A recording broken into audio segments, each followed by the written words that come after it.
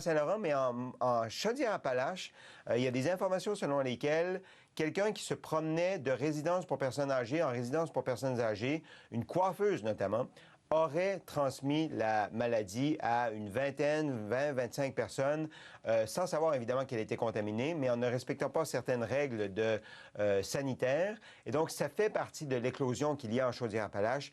Et ça fait partie de la décision aujourd'hui d'annoncer que cette région-là devient jaune. Nous allons tout de suite donc écouter le premier ministre François Legault avec Christian Dubé et Horacio Arruda faire le point sur la COVID au Québec. Du Québec, M. François Legault, qui est accompagné aujourd'hui du ministre de la Santé et des Services sociaux, M. Christian Dubé, ainsi que du directeur national de santé publique, M. Horacio Arruda. M. Legault, à vous la parole. Bonjour tout le monde. Écoutez, aujourd'hui, je veux m'adresser à tous les Québécois de toutes les régions, de toutes les générations. Vous l'avez vu, depuis quelques semaines, le nombre de cas s'est accéléré dans plusieurs régions du Québec. On est rendu qu'on a 8 régions qui sont passées au jaune, donc dans un stade de pré-alerte.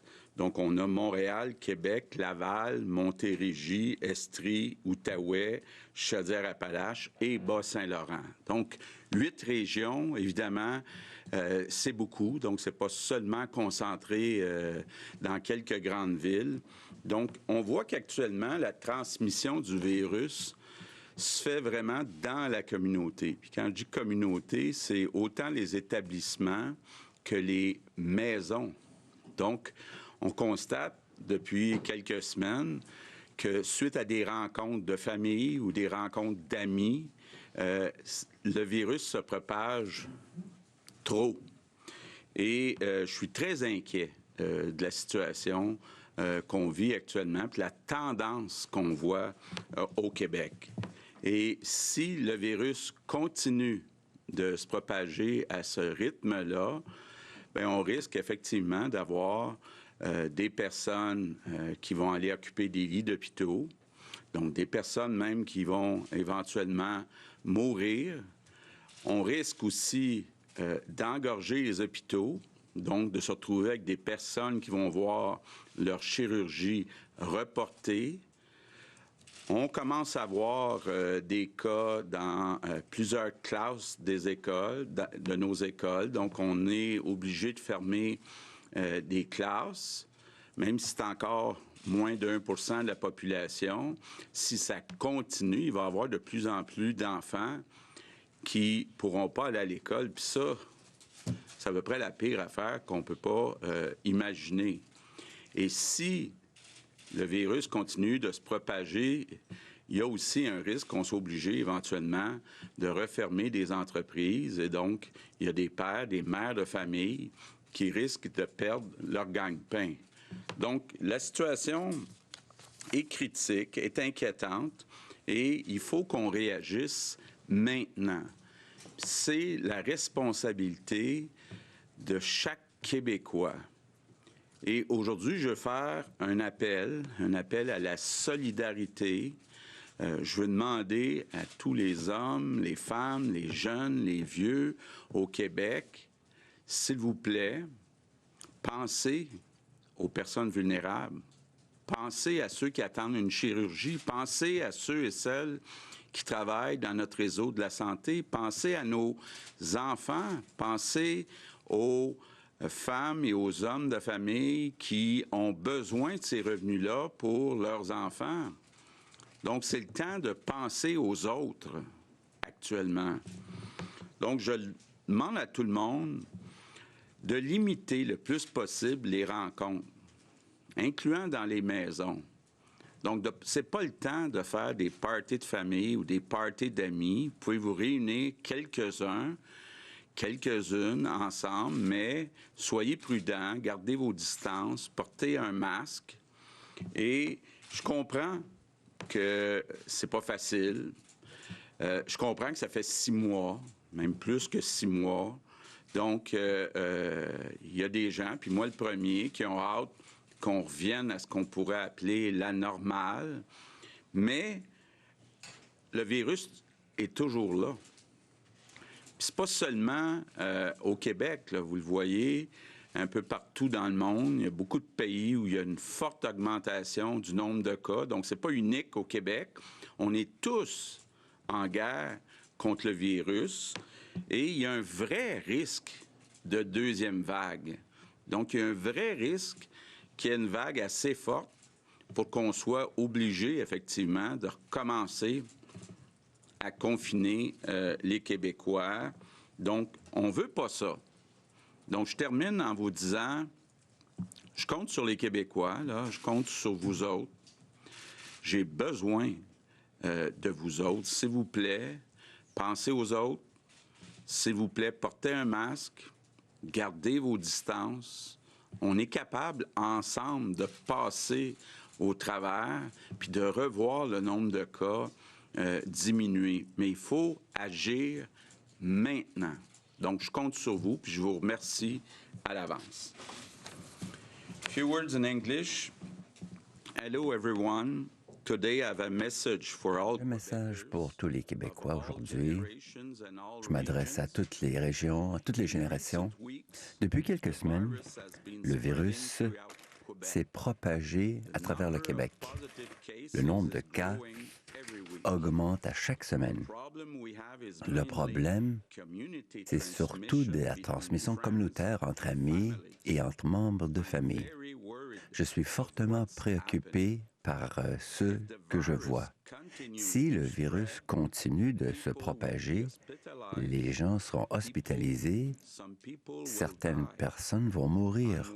Je me préoccupe également des gens qui doivent être traités. Je me préoccupe de nos enfants. On ne peut pas fermer nos écoles. Nos enfants en ont besoin. Je suis également inquiet quant à nos entreprises et nos travailleurs, nos travailleuses. Donc, c'est préoccupant comme situation. Il nous faut agir maintenant. Chacun porte une responsabilité face au collectif. J'appelle donc à la solidarité de tous les Québécois et toutes les Québécoises. Pensez à nos chers parents vulnérables, pensez à nos enfants. Imaginez quelles seraient les conséquences de baisser votre garde. Donc, je vous exhorte d'éviter les rassemblements. Essayez d'éviter les contacts dans la mesure du possible. Il nous faut agir ensemble et réagir dans le moment. Je vous remercie. La parole au ministre de la Santé. Alors, merci beaucoup, Monsieur le Premier ministre. J'aimerais peut-être illustrer un peu plus en détail certains propos qu'a tenus le Premier ministre. Tout d'abord, je me suis fait demander souvent dans les dernières semaines pourquoi on était inquiet, même s'il y avait une augmentation des cas, puis vous le voyez très bien, là, dans les derniers jours, on a eu ce matin tout près de 300 cas pour la journée d'hier.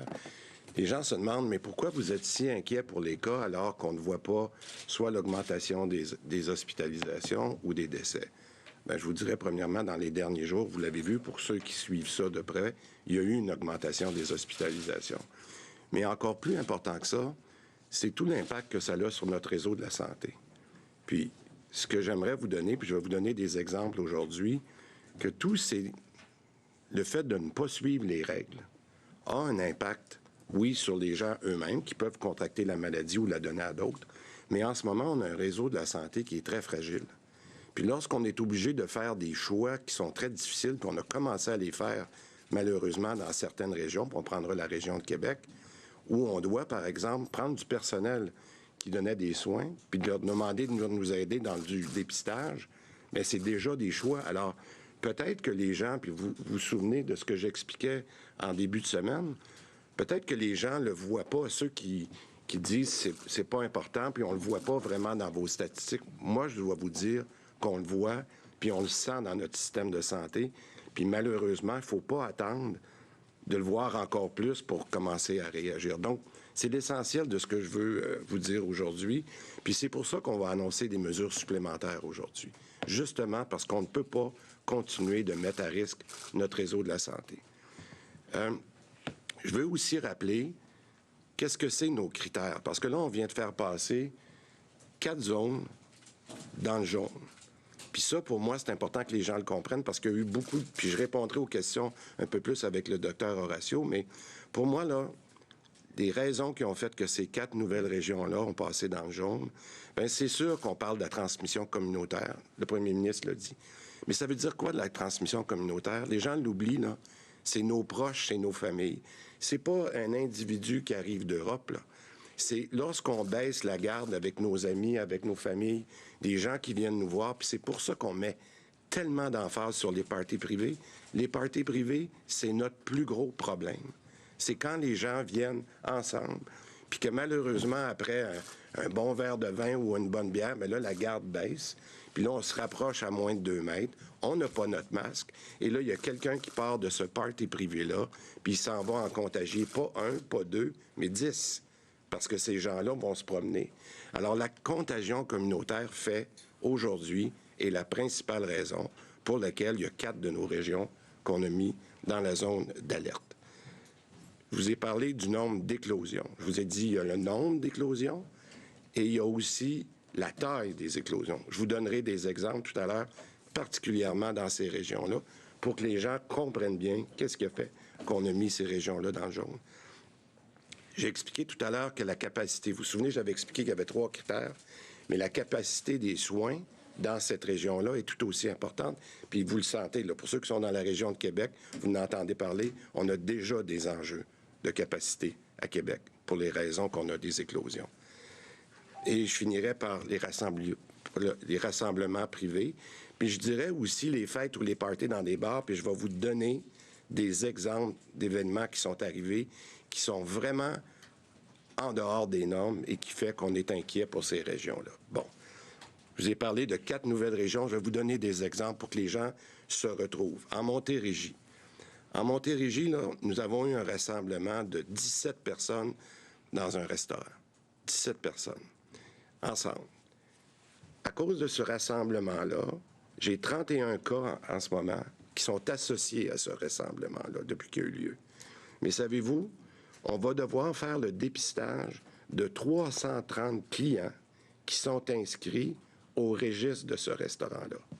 Alors, imaginez-vous la charge de travail pour les gens de santé publique de tout contacter ce monde-là.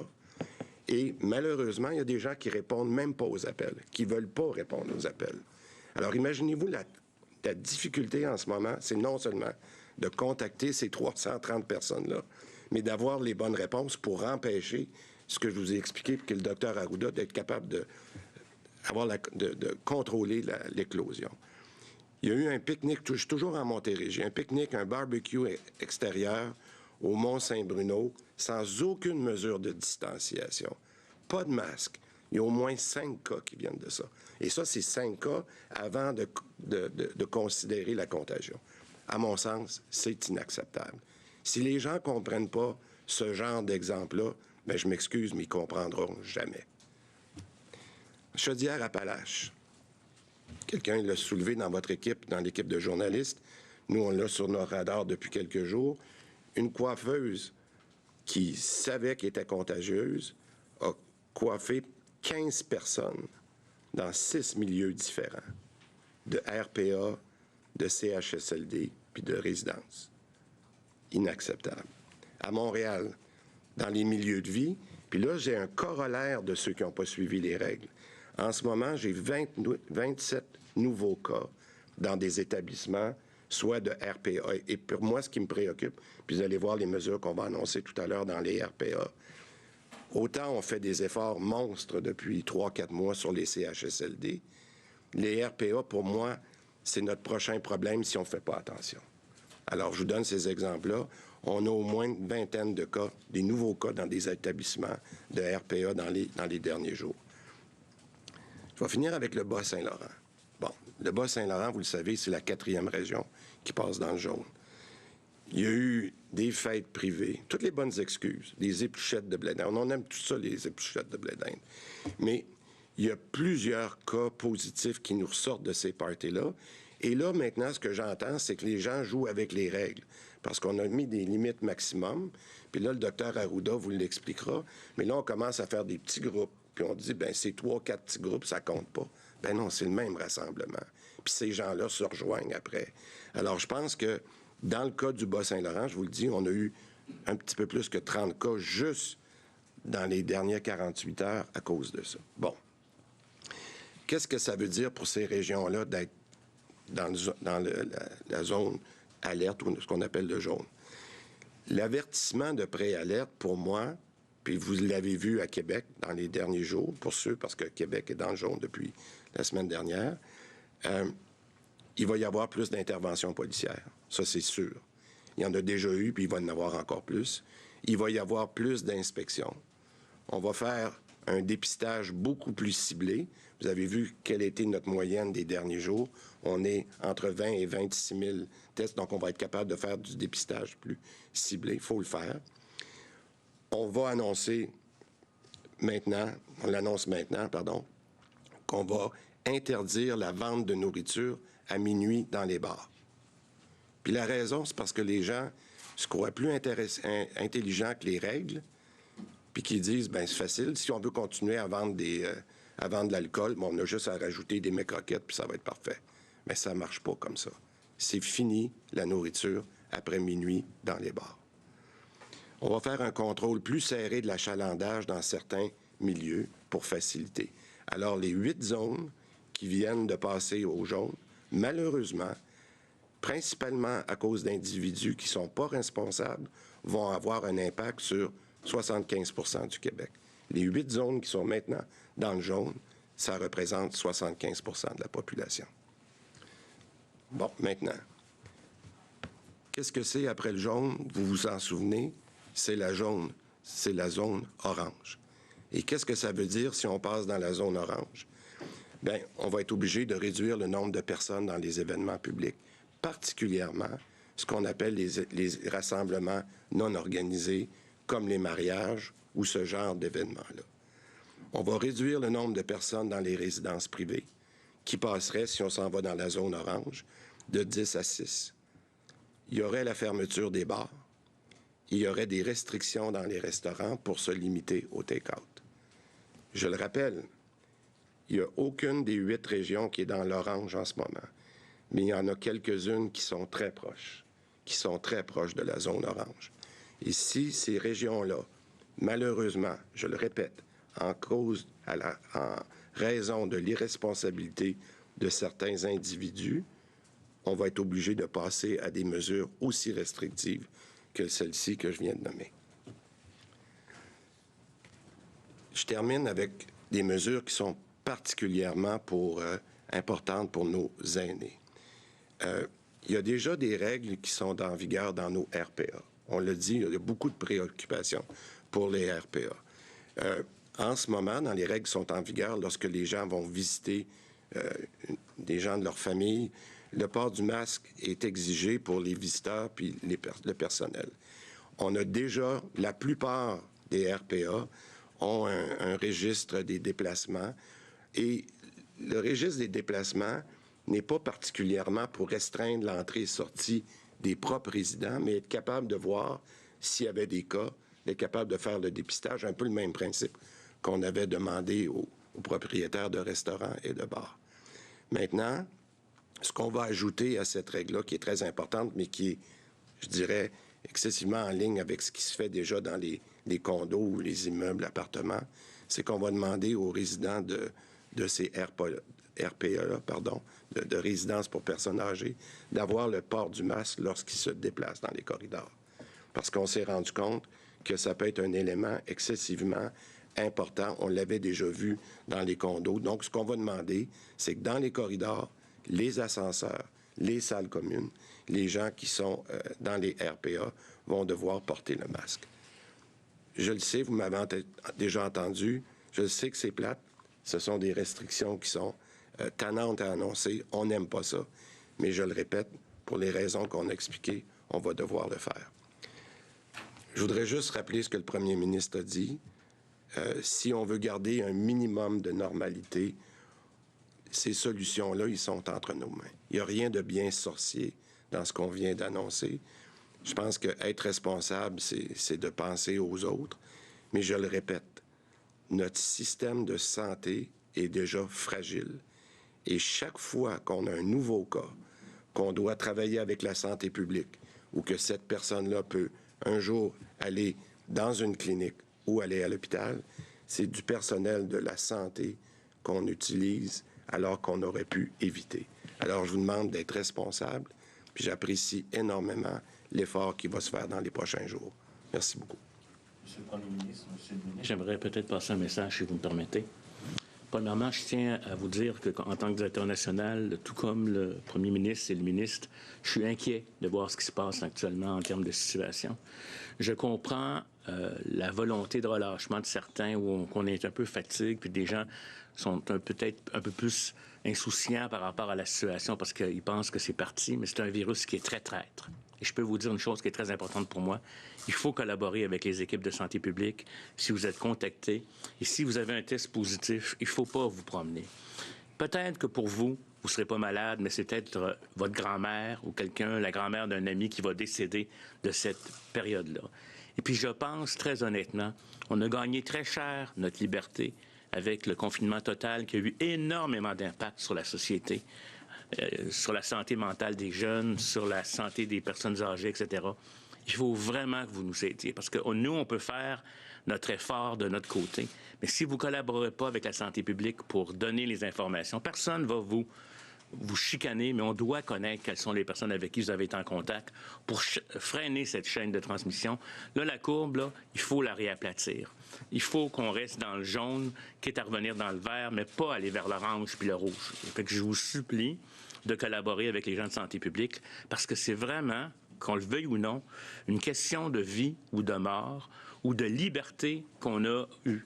Je pense que porter un masque, maintenir à 2 mètres les distances, puis éviter les gros rassemblements, c'est peu payé par rapport à ce qu'on va voir venir si jamais ça se remet à flamber.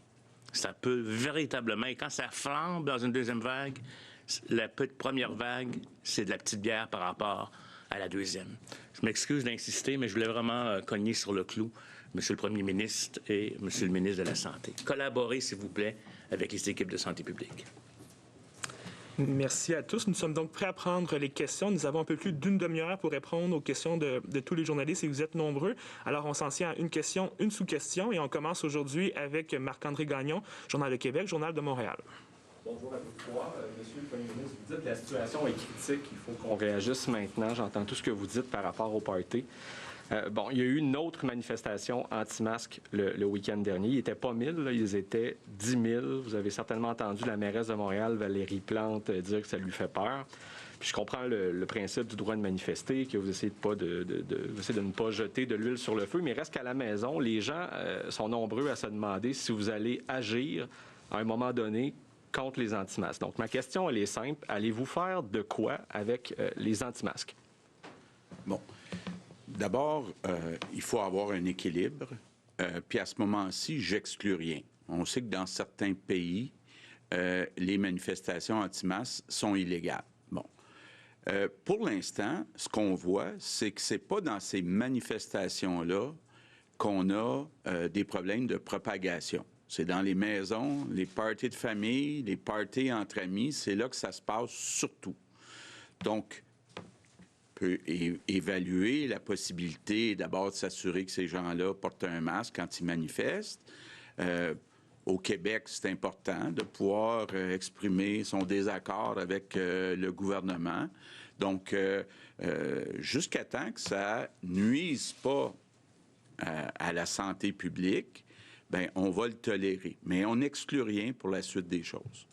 Très bien. Sur un autre sujet, vous avez promis aux nouveaux préposés qu'ils gagneraient 49 000 $ par année. Vous l'avez répété pas plus tard que le 21 août dernier en disant le 15 septembre, c'est 26 $, 49 000 $ par année. Ça, c'est très clair, non négociable. Alors là, on voit que les nouveaux préposés ont signé des avis d'engagement à 20,55 $. Donc, est-ce que je me trompe ou on se retrouve devant un autre exemple de message qui, visiblement, là, semble avoir été mal compris, soit par les citoyens ou par le réseau? Ou par les syndicats. Parce que j'ai vu dans certains articles que les personnes citées étaient des représentants syndicaux. Bon, je veux être très clair. Les 10 000 nouveaux préposés vont gagner 49 000 $. Pour l'instant, pour gagner donc 26 $ de l'heure ou 49 000 par année, il faut tenir compte à court terme des primes qu'on leur verse. On est en négociation avec les syndicats. Ce qu'on souhaite, c'est que le plus rapidement possible, dans la convention collective, avant les primes, ces personnes-là gagnent 26 de l'heure ou 49 000 par année. Mais ce qui est clair, c'est qu'à partir de maintenant, ils vont continuer de gagner 49 000 $. Il y a une partie de ce montant-là qui va être une prime, tant que ça ne soit pas dans la convention collective. Ce qu'on souhaite, évidemment, c'est que la convention collective soit négociée, qu'on s'entende avec les syndicats pour l'inclure dans la convention collective, puis qu'on n'ait pas besoin d'ajouter une prime pour arriver à ce montant-là. Mais moi, je veux rassurer tout le monde, là, tous ceux qui ont choisi de venir travailler comme préposés dans les CHSLD, il y en a plus de 7 000 qui ont fini leur cours, vont tous gagner 49 000 $ par année. Louis Lacroix, Cogeco Nouvelles. Monsieur le Premier ministre, Monsieur le ministre, en clair, M. Legault, ce que vous dites là, aux Québécois, je comprends que vous ne voulez pas, en fait, dire qu'on s'en va vers un confinement, mais dans les faits, là, quand on regarde la situation, les cas qui augmentent, la courbe qui remonte, le nombre d'hospitalisations qui remonte, tout ça, dans les faits, on s'en va vers une partie de reconfinement. On ne souhaite pas aller là. Non, mais dans les faits, c'est ça. Non, mais écoutez, à moins que vous ayez une boule de cristal, au printemps, on était à 1000 cas par jour. Là, on est à près de 300 cas par jour. Donc, on n'est pas au même endroit qu'on était au printemps. Est-ce qu'on va se rendre là? On va tout faire pour ne pas se rendre là. C'est pour ça que je dis aux Québécois, faites attention. On pourrait. C'est pas impossible de se rendre là, mais on va tout faire. Puis moi, je suis convaincu qu'on est capable, ensemble, de ne pas se rendre là. Et qu'en est-il de l'état de préparation, M. Dubé? Parce que vous dites que il y a une pression qui s'exerce, entre autres dans la région de Québec, sur le milieu hospitalier, qui est déjà fragile, pour éviter qu'on se retrouve dans la même situation qu'on a connue au printemps, c'est-à-dire le manque de matériel, le manque de personnel dans les hôpitaux, mais aussi dans les CHSLD, etc. Qu'est-ce que vous avez fait pour vous assurer que si, effectivement, la situation revient à ce qu'on a connu déjà, là, avec une pression plus grande sur le système de santé, pour qu'on ne se retrouve pas dans la même situation? Parce que là, vous avez eu le temps de vous préparer. Oui. Alors, quand j'ai déposé, il y a à peu près un mois, le plan pour la deuxième vague, vous vous rappelez qu'il y avait 9 axes d'intervention. Et chacune de ces axes d'intervention, qu'on soit, par exemple, au niveau de la prévention et contrôle des infections, qu'on soit à la gouvernance de Montréal, qu'on soit avec les EPI, les équipements de protection, on a travaillé là-dessus, puis je peux vous dire qu'on est prêt. L'enjeu où on est le plus fragile, c'est avec notre personnel. Parce que le personnel, il nous en manquait déjà, il a été fragilisé, puis je fais pas de politique, là, mais il était déjà très fragile avant qu'on rentre en pandémie. On a eu la pandémie, notre personnel est encore plus fragile, et on n'a pas eu le temps, avec la négociation syndicale, d'engager tout le monde qu'on voulait avoir. On est en train de travailler là-dessus. On a eu une belle avancée avec nos préposés aux bénéficiaires. Le premier ministre vient d'en parler. Mais on a encore besoin d'infirmières puis d'infirmières auxiliaires. On est en négociation, notamment avec la FIC. Le dossier avance. Mais je vous dirais qu'au niveau de notre personnel, on y travaille. On a essayé avec les gens de Je contribue d'avoir du personnel supplémentaire. Mais toute la question du personnel, pour nous, elle est excessivement délicate. Et c'est là, quand je vois les exemples que je vous donnais, où on est obligé de mettre une pression additionnelle sur le dépistage pour être capable de faire du suivi avec les gens, puis on est obligé d'enlever des infirmières à des endroits où on pourrait soigner, où on pourrait faire du rattrapage dans nos listes d'urgence, bien, on est obligé de les mettre sur des cas qui n'auraient pas dû arriver. Donc, si vous me demandez, on a travaillé, puis je peux vous donner des exemples de tout ce qu'on a fait dans les derniers mois, mais où on a le plus de fragilité, c'est avec notre personnel, qui fait déjà un effort incroyable pour être prêt, mais il va falloir que les gens comprennent que les gestes que l'on pose en ce moment peuvent avoir un impact sur eux, parce que ça veut dire que c'est un parent qui va peut-être être obligé de retarder son opération C'est ça qui est en train d'arriver. Quand je dis que le système est fragile, c'est pas uniquement à cause du personnel, mais on a déjà des retards qui nous viennent de ce qui est arrivé dans la première pandémie, dans la première vague. Puis si on continue de faire la même chose, puis on monte à 400, 500, 600 cas, mais il y aura plus de gens qui vont être à l'hôpital. Puis encore une fois, c'est notre réseau qui va être mis à mal. Juste pour peut-être compléter, ce qui était possible d'être fait, on l'a fait.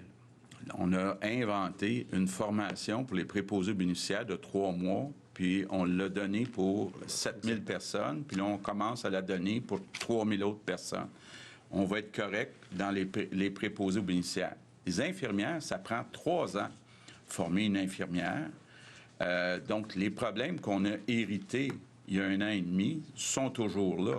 Et ça va prendre un certain temps parce que même avant la pandémie, il y avait des postes d'infirmières qui n'étaient pas comblés.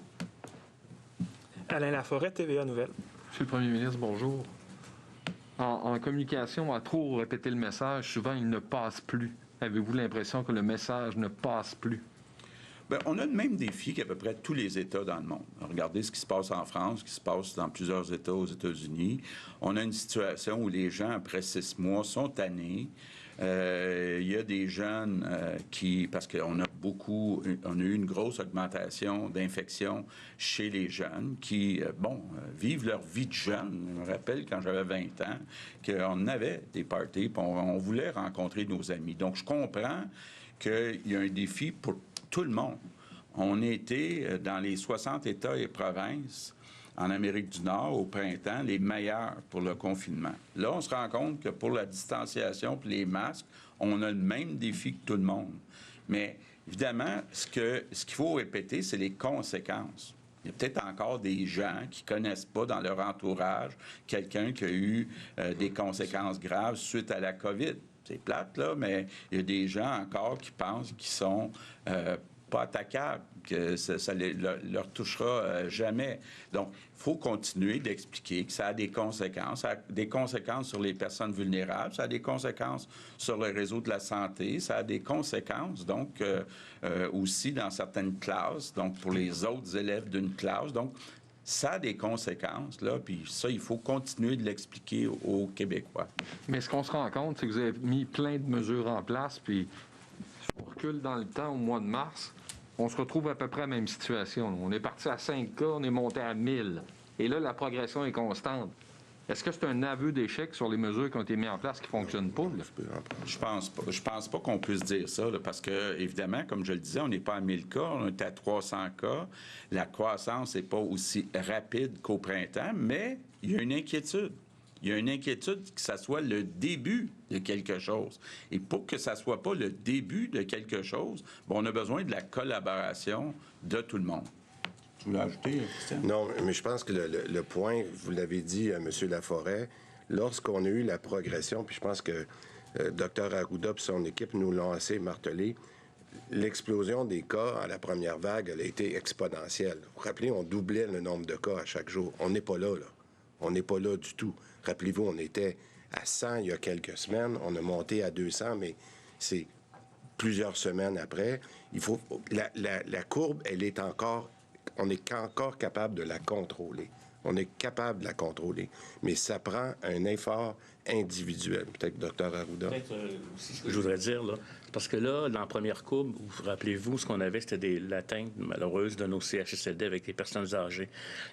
L'épidémie était vraiment drivée par ça. Très peu de transmission communautaire. Donc ça, ce que ça démontre, c'est que le confinement total qui a été fait a empêché justement qu'on ait ce qu'on aurait pu vivre en même temps, à la fois dans les CHSLD et dans la communauté, ce qui a ramené notre système de soins là, capote, et il aurait fallu faire des choix entre des personnes. Ça, on l'a évité.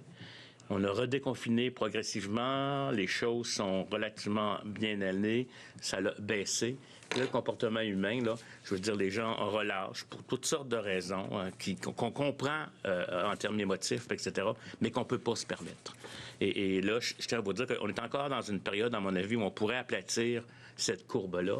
Je ne veux pas dire qu'avec l'automne puis les autres virus, il n'y aura pas une deuxième vague comme on pense que ça va venir, mais il faut vraiment que nous contrôlions cette phase-là, à mon avis, de transmission communautaire. C'est pour ça qu'il faut collaborer. C'est pour ça que les équipes à corps de santé publique sont encore capables d'intervenir auprès des cas et des contacts.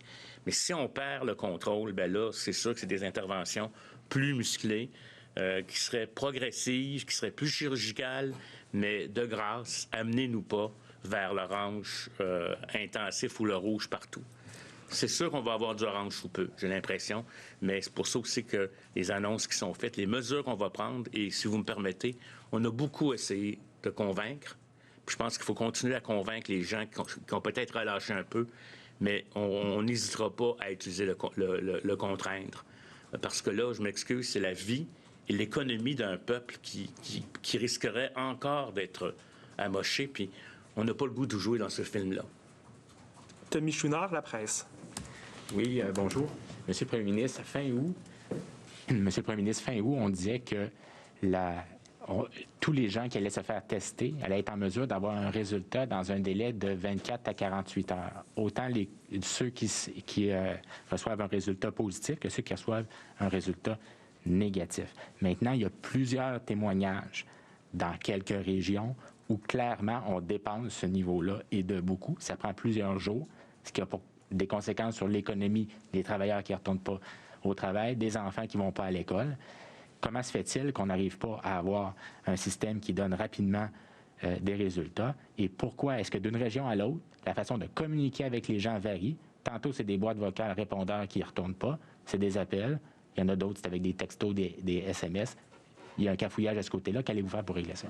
Bon, d'abord, rappelez-vous, on était pendant longtemps à 6 000 tests par jour. Puis on s'était fixé comme objectif d'aller à 14 000 tests. C'était difficile. Ça nous a pris du temps avant d'atteindre le 14 000. Là, on est rendu à 26 000 tests par jour. Puis ce qui a changé depuis le mois d'août, c'est le nombre de régions. Tu sais, je prends l'exemple de l'Outaouais. En août, je ne me rappelle pas qu'on avait des gros problèmes en Outaouais. Là, il faut installer des cliniques de dépistage en Outaouais parce qu'il y en a plus. Même chose dans le Bas-Saint-Laurent, même chose dans 8 régions. Donc, c'est plus seulement Montréal. Donc, il faut déployer. Puis là, il faut réaliser, 20 ou 26 000 tests par jour, c'est nous autres qui en font, par million d'habitants, dans toutes les provinces, c'est nous autres qui en faisons le plus, premièrement. Deuxièmement, il y a tout le traçage suite à ça. On a ajouté à la santé publique beaucoup de personnes qui s'occupent de faire le traçage. Donc, il faut organiser ça, entre autres, dans les 8 régions qui sont rendues jaunes. Donc, je ne veux pas enlever la pression sur mon ami Christian, mais moi, je suis confiant qu'il va y arriver dans toutes les régions. Veux-tu compléter? Merci pour la confiance, mais je ne suis pas plus heureux que je l'étais il y a quelques semaines quand on s'est parlé, pour plusieurs raisons. Toutes les raisons que le premier ministre vient d'expliquer. On a une équipe qui travaille là-dessus, mais je vous donne 2 éléments. Vous avez parlé de standardisation, vous avez raison. On a des limitations qu'on appelait légales, qu'on est en train de clarifier, où certains CIS ou CIUS ont décidé de répondre par courriel ou par texto, alors que lorsqu'on communique des résultats, on devrait le faire de personne à personne. Bien là, ce qu'on a demandé, c'est lorsque les gens vont s'enregistrer pour leur test, c'est qu'ils vont accepter qu'on les contacte de cette façon-là. Bien, ça a l'air de rien, mais cette méthode-là va nous permettre de justement... Moi, j'ai des infirmières, on m'a donné des exemples dans les dernières semaines, qui devaient rappeler 3-4 fois pour donner le même résultat. Bien, pendant ce temps-là, je le répète, ces infirmières-là, ils font pas d'autre chose, puis on a dû les retirer parce qu'on avait plus d'appels. Alors, vous avez raison que là, on s'est dit, bien, pourquoi ça marche pour tel CIUS qui a décidé de prendre cette approche-là? Alors, cette standardisation-là. Il y a d'autres éléments, si vous permettez, M. Chouinard. On a commandé beaucoup d'équipements dans nos laboratoires, mais il y a beaucoup d'autres de nos voisins qui ont fait les mêmes commandes. Il y a des appareils de tests qui sont en train de rentrer et il va en avoir qui vont être mis en service. Alors, il y a une foule de raisons. Et la dernière, je vous ai parlé d'une plateforme électronique qu'on est en train de développer, mais ça n'arrivera pas la semaine prochaine. C'est plusieurs semaines que ça prend. Mais on va être capable d'intégrer notre processus au complet. Mais malheureusement, vous n'aimerez pas ma réponse. Ça vaut la peine d'attendre une couple de semaines parce qu'on va encore tester des gens dans quelques semaines. Alors donc, pour répondre à votre question, on y travaille beaucoup. Moi, je suis fier qu'on ait passé en moyenne 12 000 au mois de juillet à 20 quelques mille cette semaine. Mais en même temps, je demanderais aux gens de comprendre qu'on fait notre effort. J'ai vu les files d'attente qu'il y avait en Ontario hier, dans la région d'Ottawa. Tout le monde vit un peu le même processus. Ça ne l'excuse pas, mais je pense qu'on doit demander aux gens de nous appuyer là-dedans parce que ce qu'on veut, c'est de donner le résultat le plus rapidement possible. Très bien. Monsieur le Premier ministre, j'aimerais ça vous entendre sur des pratiques qui ont cours depuis le début de la pandémie, à savoir l'embauche de travailleurs finalement qui sont payés au noir, souvent des migrants qui travaillent donc illégalement dans nos établissements, dans les CHSLD, auprès de sous-contractants pour faire l'entretien ménager. D'abord, considérez-vous que les établissements CIUS et CIUS sont en faute là-dedans? Et deuxièmement, est-ce que des mesures sont envisagées ou pourraient être mises en place rapidement au gouvernement pour mettre fin à cette pratique? Okay. Premièrement, c'est inacceptable. Deuxièmement, j'ai posé la question. Ce qu'on m'a expliqué, c'est qu'on finalise les enquêtes, mais ce ne sont pas des CIS ou des CIUS qui ont fait affaire avec ces personnes-là au noir. Ce sont des CIS et des CIUS qui ont fait affaire avec des entreprises qui elles-mêmes ont fait affaire avec d'autres entreprises. Donc, il y a comme deux intermédiaires, mais même s'il y a deux intermédiaires, c'est inacceptable. Et là, on est en train d'enquêter puis s'assurer que ça ne se reproduise plus. Je rappelle à tout le monde que le temps file. Il reste plusieurs questions. On passe à Véronique Prince, Radio-Canada. Oui, bonjour. Vous avez dit, bonjour à vous trois, vous avez dit que des zones sont très proches d'être orange. On peut faire des suppositions, là, mais pouvez-vous nous dire concrètement c'est lesquelles et est-ce qu'elles ont des chances de virer au orange d'ici la fin de la semaine? Bien, écoutez, j'aimerais mieux pas répondre à cette question-là parce que j'espère que ça peut, quand on est proche, que ça peut changer aussi. Mais effectivement, il y a quelques régions. Je ne sais pas si monsieur... Peut-être qu'il faut comprendre que les directeurs, vous savez, ces codes-là, c'est basé sur l'épidémiologie, c'est basé sur le type d'éclosion, c'est basé sur la capacité de faire des enquêtes, c'est basé sur ce qui se passe en termes d'impact sur les systèmes de soins. Puis on a une rencontre à tous les soirs avec les directeurs de santé publique pour justement de juger de ça.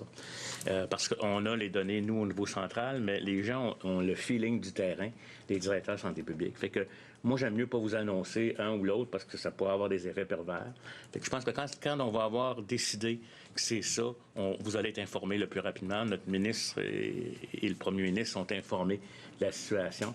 Mais commencez à postuler parce que aussi, il faut comprendre que les choses sont dynamiques. Hein. On pourrait voir soit une augmentation en haut de 300, puis un peu partout, ou on pourrait avoir une région qui a fini par contrôler ces éclosions associées à certains parties qui ont eu lieu ou des épisodes de bédinde récemment.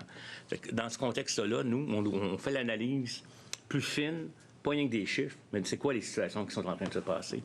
Puis c'est là qu'on va voir aussi, est-ce qu'on peut, avant même de passer à un autre palier, on pourrait prendre une mesure du jaune-orange et la faire dans le jaune sans tout faire basculer dans l'orange.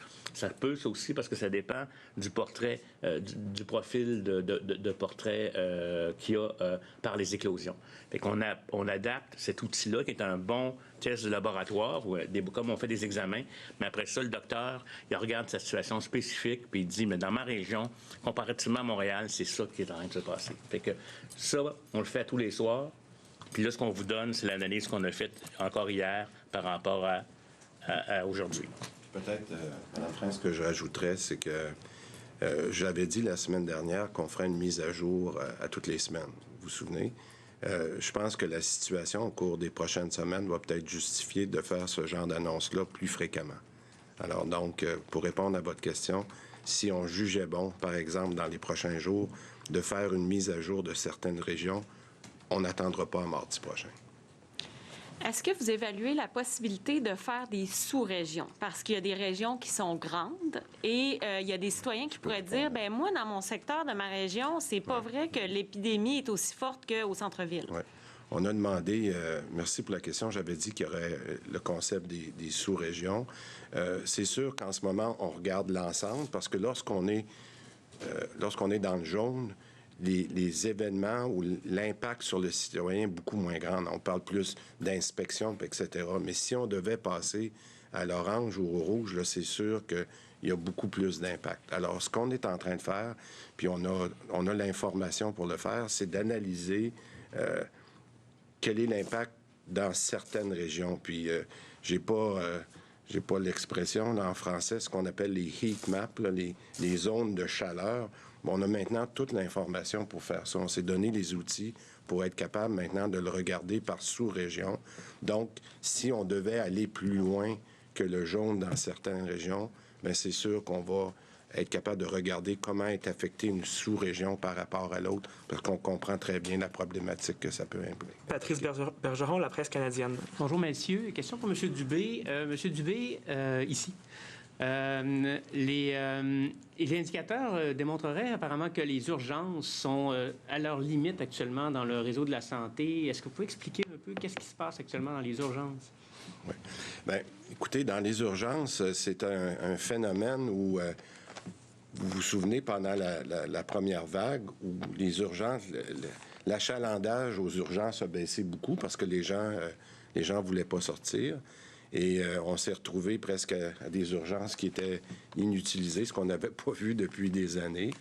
Mais là, maintenant, avec le retour du beau temps, les gens sont retournés vers leurs urgences. Et là, ben, s'il y a des inquiétudes, que ce soit au niveau...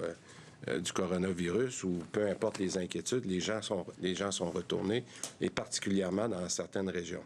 Alors, vous savez que les urgences, ça fait partie d'un mandat très clair que j'ai reçu du premier ministre d'y travailler. J'ai constitué un groupe de travail avec Madame Savoie. On a identifié les principales urgences, je vous dirais particulièrement dans le Grand Montréal, sur lesquels on va travailler. On a déjà commencé à poser des gestes très clairs parce que c'est jamais une solution, c'est jamais une chose qui va régler le problème d'une urgence. C'est plusieurs facteurs. Des fois, c'est la gouvernance de l'urgence elle-même. Est-ce qu'on a assez de lits? Est-ce qu'on peut rajouter des unités modulaires? Vous l'avez vu, l'exemple que je vous ai expliqué au Lakeshore, à Montréal-Ouest, on a ajouté de l'infrastructure. Donc, on est en train de travailler, mais c'est une foule de choses. Vous savez qu'avec nos... il y avait un article cette semaine qui parle des IPS, comment nos IPS, nos infirmières spécialisées peuvent maintenant plus travailler sur le triage, mais il faut leur donner le droit de ne pas être limité à certaines fonctions. Donc, il y a une foule de raisons, il y a une foule de facteurs sur lesquels on est en train de travailler, mais encore une fois, ça va prendre un peu de temps, mais on essaie d'aller le plus rapidement possible, et c'est une priorité de nos PDG. J'en parle encore avec eux demain midi pour voir comment les urgences qu'on a identifiées, qu'on peut les améliorer dans les prochaines semaines. Et rapidement, M. le Premier ministre, tout à l'heure, vous avez fait allusion aux jeunes qui vivent une vie de jeunes, mais est-ce qu'il y a donc des groupes de population actuellement qui sont plus ciblés ou plus touchés par la propagation actuellement, où M. Arruda... Allez-y, monsieur. Dans les faits, ce sont effectivement les jeunes adultes qui sont le plus touchés en termes de cas. Mais je voudrais vous dire, puis je ne veux pas ostraciser un groupe ou un autre, mais les comportements, on peut les observer autant chez des gens plus adultes. Tout le monde est adulte à partir de 18 ans, mais je veux dire un peu plus vieux, dans la quarantaine, cinquantaine, par des barbecues, des fêtes dans des zecs. Donc, dans les faits, ça touche les mortalités, les décès sont encore malheureusement chez les personnes les plus âgées. On a vu que les 5 décès récents sont dans des RPA et dans les CHSLD. Mais c'est justement ça, c'est que l'effet des épidémies communautaires vont finir par pénétrer ces milieux-là, et là, soit à travers un travailleur de la santé ou un visiteur, etc., d'où l'importance de protéger.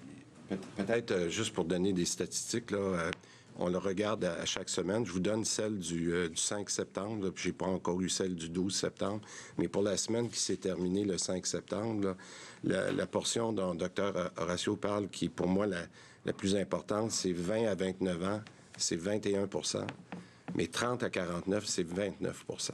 Alors, quand vous additionnez le 20-29 puis 30-49, vous avez 50 %. Alors, c'est quand on dit que c'est là que c'est en train de se passer, là. On n'est pas dans les CHSLD, là, si ça répond à votre question. Et ça, ce tableau-là, il est mis à jour à chaque semaine.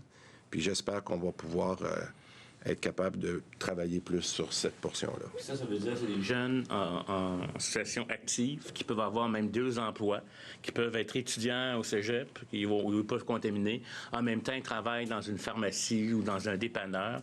Fait que vous voyez puis ils se font des parties entre eux, etc. Et là, vous voyez le potentiel épidémique d'ensemencement un peu partout qui va finir par toucher des gens à risque. Mais ça, en fonction du temps qu'il nous reste, des questions courtes, des réponses courtes, s'il vous plaît. François Carabin, Journal Métro. Oui, bonjour, messieurs. J'aimerais avoir un regard rapide sur la région métropolitaine. Bon, on sait qu'il y a d'autres régions qui sont dans le jaune, mais Montréal avait été particulièrement touché quand même durant la première vague. Donc, j'aimerais savoir quel est votre regard sur la région. Bien, écoutez, Montréal, c'est toujours faire attention, là, c'est une bébite un peu spéciale parce qu'il y a Montréal et il y a toutes les régions avoisinantes qui sont très proches, connectées par des ponts, etc. À date, je vous dirais que Montréal s'est quand même assez bien comporté de façon générale. D'ailleurs, a été la dernière à rentrer dans la zone jaune. Fait que moi, je trouve que c'est une bonne nouvelle. Puis une des raisons pour ça, c'est que les gens l'ont vécu dur dans la première. Alors, et les gens ont été beaucoup plus alertes aux mesures qui ont été mises en place. Quand on parle des mesures sanitaires, c'est des gens qui l'ont vécu. Le premier ministre donnait l'exemple. C'est beaucoup plus facile de convaincre quelqu'un par le discours en ce moment qui a perdu un proche dans une résidence pour personnes âgées. Et c'est ça que Montréal a vécu. Ce qu'on voit, puis donc, ça ne veut pas dire qu'on est sorti du bois à Montréal, c'est pas ça que je dis du tout, mais on voit que malheureusement, puis je l'ai vu dans les cas des derniers jours, l'augmentation des cas, vous le voyez maintenant, on le publie tous les jours, à Montréal, il a augmenté, puis ça, c'est de la contagion communautaire. On n'est pas dans le film où on était dans les CHSLD. Ce qui nous inquiète, puis je vais le répéter à Montréal, on a beaucoup de maisons pour aînés, des résidences pour personnes âgées, et c'est là que la contagion communautaire peut rentrer. Et c'est ça qu'il faut faire attention à Montréal, comme partout ailleurs au Québec, mais particulièrement à Montréal ou dans les villes où il y a plusieurs résidences pour personnes âgées. Et c'est pour ça qu'on les a mis dans le jaune, justement, à Montréal, parce qu'on avait plusieurs de ces cas-là cette semaine. Monsieur le Premier ministre, vous avez évoqué, potentiellement, je sais que vous ne le souhaitez pas, mais vous avez évoqué des fermetures peut-être de commerce. Si ça devait survenir, avez-vous déjà pris la décision de peut-être débloquer des fonds ou du moins y aller d'aide directe dans les commerces, dans les restaurants aussi qui pourraient fermer à ce moment-là? Bien, on continue, là. Investissement Québec pour les montants de plus de 50 000 puis les CLD pour les montants de moins de 50 000 continue d'avancer l'argent aux commerces et aux entreprises qui ont besoin de liquidité pour passer au travers la période difficile, là, donc pour être capable de se rendre jusqu'à ce temps qu'on reprenne 100% des activités. Donc, évidemment, s'il y avait une situation comme ça, oui, on va les aider. Ouais. Olivier Bossé, Le Soleil, rapidement. M. Dubé, parlez-moi un peu de Québec qui a été épargné, là, qui semble un peu vous mettre en rogne, la région, si je ne me trompe pas. Ben, non, c'est pas le bon mot. Non, je vous dirais, ce que je pense, c'est ce que j'ai expliqué, puis j'en ai parlé d'ailleurs avec M. Labaume. Tout le monde est préoccupé par ce qui arrive à Québec. Là. Pas juste moi, c'est pas une question personnelle, c'est tout notre gouvernement qui est préoccupé par ça. Et je le répète, moi, je serais le plus heureux au cours des prochaines semaines que ces régions-là, comme la capitale nationale, repassent au vert. Puis c'est une question de responsabilité personnelle. Regardez là, ce qui nous a amenés là, je vais le dire, là, il y a entre autres l'événement du karaoké. Bien, si on peut-tu mettre ça derrière nous, puis s'assurer que l'éclosion est contrôlée, puis qu'on puisse revenir dans le vert à Québec, moi, je serais le plus heureux pour nos écoles, pour notre personnel soignant. Donc, je pense que tout le monde comprend qu'on peut faire la différence dans les prochaines semaines. M. Arruda, vous avez dit tantôt que la deuxième vague pourrait faire paraître la première comme de la petite bière. L'impression que vous avez, c'est que les conséquences peuvent être plus graves encore qu'au printemps? Je ne suis pas Dieu et je n'ai pas l'intention de l'être. Et puis, je pense que la prévision, c'est jamais quelque chose de facile, mais on reconnaît que de façon générale, quand il y a des épidémies d'un nouveau virus, la première vague, elle est habituellement beaucoup plus petite que la deuxième, jusqu'à une proportion d'à peu près 3 fois. OK? Mais ça, c'est si on ne fait pas d'intervention. Ça, c'est dans un contexte où on ne fait pas d'isolement, puis on ne fait pas d'intervention. Fait que on ne veut pas en arriver à 3 fois plus. Mais si on laisse les choses aller, si tout le monde se laisse aller, là, bien là, c'est sûr que là, on donne au virus la possibilité de se multiplier, puis là, il en profite. Très rapidement, en anglais, on commence avec Philippe Autier de Gazette. Good day to you all. Premier, I would like to ask you... Monsieur Legault, j'aimerais vous poser la question. M'entendez-vous? Depuis 2 semaines, vous demandez aux gens de suivre les règles et nous voyons que le nombre de cas augmente. Et là, 75 de la population est en jaune. Alors, quelle est votre prochaine décision pour maîtriser la situation? Réponse, il y a différentes mesures qui sont planifiées, savez-vous, quand on passe vers l'orange et ensuite le rouge. Alors, il y a la fermeture des bars, il y a la réduction du minimum de rassemblement de 10 à 6, etc. Nous n'en sommes pas là, mais nous nous en rapprochons, hélas. Pour M. Dubé, vous disiez que le problème le plus important, c'est la question des effectifs en santé. Mais le ministère dit que vous avez 7100 préposés et vous en aviez besoin de 10 000. Allez-vous atteindre la cible de 10 000? Et quel serait le manque? Qu'est-ce qui est le manque en infirmerie puis en infirmières auxiliaires? Réponse, nous allons atteindre le 10 000 parce qu'il y a une deuxième cohorte qui a déjà commencé sa formation et qui vont arriver dans quelques mois. Donc, l'objectif de 10 000 est tout à fait réaliste. Pour ce qui est des infirmières, comme le premier ministre l'a dit, la formation, c'est beaucoup plus long que pour les préposés. Donc, il nous faut trouver des solutions de rechange. Avec les négociations qui ont cours maintenant avec la FIC, la Fédération des infirmières et des infirmiers du Québec, je crois que nous allons trouver des solutions dans les semaines à venir. Mais notre objectif demeure néanmoins que nous réglions la convention collective dans les semaines à venir. C'est très important pour nous. Dernière question, mes excuses aux collègues anglophones. Raquel Fletcher, Global News. Une seule question. Vous donnez une Yeah, can we each have one? Est-ce qu'on pourrait quand même chacune avoir une question? Rapidement, s'il vous plaît. Mr. Legault, earlier, Monsieur Legault, un peu plus tôt aujourd'hui, juste avant la conférence de presse, votre ministre de l'Éducation a organisé une conférence de presse également. Il n'a pas été en mesure de répondre à des questions pressantes quant au plan en éducation. Il y avait la question sur la ventilation dans les écoles, une autre question sur un dépistage massif dans une école donnée. Il ne semblait pas être au courant. Avez-vous toujours confiance en votre ministre de l'Éducation? Réponse, confiance. Ma confiance est totale. Non, le plan est bien ficelé. Question. Pour les 75 % qui sont maintenant en jaune, ça c'est 6,3 millions de Québécois, on dirait que le message a changé de vous pouvez avoir des fêtes privées, mais réduisez le nombre de personnes. Et maintenant, le message c'est mieux vaut éviter les fêtes privées. Je suis curieuse de cette transition. Et deuxième question, à quel point est-ce frustrant de voir les gens ignorer les consignes sanitaires? Et que peut-on faire? Réponse, oui, vous l'avez bien dit.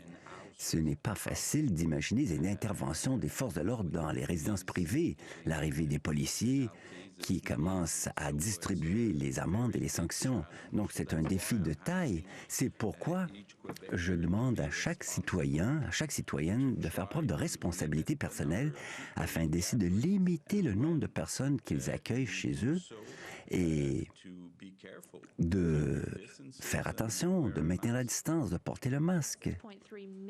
6,3 millions de Québécois. Question prochaine. Parlez-nous de Montréal, s'il vous plaît. Vous avez parlé en français de la ville, mais quel est l'enjeu pour l'île de Montréal? Qu'est-ce qui était différent au printemps comme maintenant avec la transmission communautaire? Réponse. Regardons les chiffres. Quand vous avez 100 000 personnes dans une région, ou davantage, l'île de Montréal se porte mieux que d'autres régions. Et la raison, c'est que les gens savent ce qui est arrivé au printemps, s'en rappellent, ils sont plus prudents. Ils ne veulent pas revivre ça. C'est peut-être ça l'explication, vous savez, la plus simple. On n'a pas l'explication exacte, mais on peut voir que par 100 000 habitants, le taux de cas à Montréal est meilleur que dans certaines autres régions. Merci tout le monde. Merci. Les 3/4 des Québécois vivent dorénavant dans une zone jaune au Québec, une zone de pré-alerte à la COVID, avec l'ajout de 4 nouvelles régions aujourd'hui à cette liste de régions qualifiées de jaune. La région de Montréal, la région de la Montérégie, la Chaudière-Appalaches, c'est la rive sud de Québec, et le Bas-Saint-Laurent s'ajoutent donc aux régions qui étaient déjà jaunes, c'est-à-dire Québec, Laval, l'Estrie et l'Outaouais. Il faut réagir maintenant, dit le premier ministre François Legault. Je suis très inquiet, ajoute-t-il. Donc, ça veut dire que ces régions-là passent à une zone de préalerte, plus d'inspections, moins de tolérance, plus de contraventions pour les contrevenants, les délinquants, ceux qui ne respectent pas les consignes sanitaires. Il n'y a pas de région qui passe à la couleur orange, du moins pour l'instant, mais notez les propos d'Horacio Arruda qui dit « ça s'en vient bientôt, il y en aura bientôt », il ne semble pas en douter. Et ça pourrait avoir des conséquences très sérieuses sur les régions qui passeraient au orange. Les rassemblements publics à l'extérieur passeraient de 250 à 50 personnes. Il pourrait y avoir des fermetures de secteurs économiques, peut-être bien les bars, mais on n'en est pas là. Le gouvernement se donne la possibilité de revenir plus tard cette semaine en conférence de presse pour annoncer que des zones ou des régions passent à l'orange. La transmission, et ça c'est important, est communautaire. Ça veut dire qu'elle se promène dans la communauté. Il y a des problèmes avec les rassemblements notamment, avec les bars aussi. Moins de problèmes avec les résidences pour personnes âgées ou les CHSLD, mais il y a quand même des problèmes qui pointent à l'horizon. Alors, on fait un appel à la solidarité des Québécois et à la responsabilisation des Québécois. Voilà donc pour le message du premier ministre François Legault. Christian Latreille vous attend dans quelques secondes avec l'info, notamment la période de questions à Québec. Bonne journée.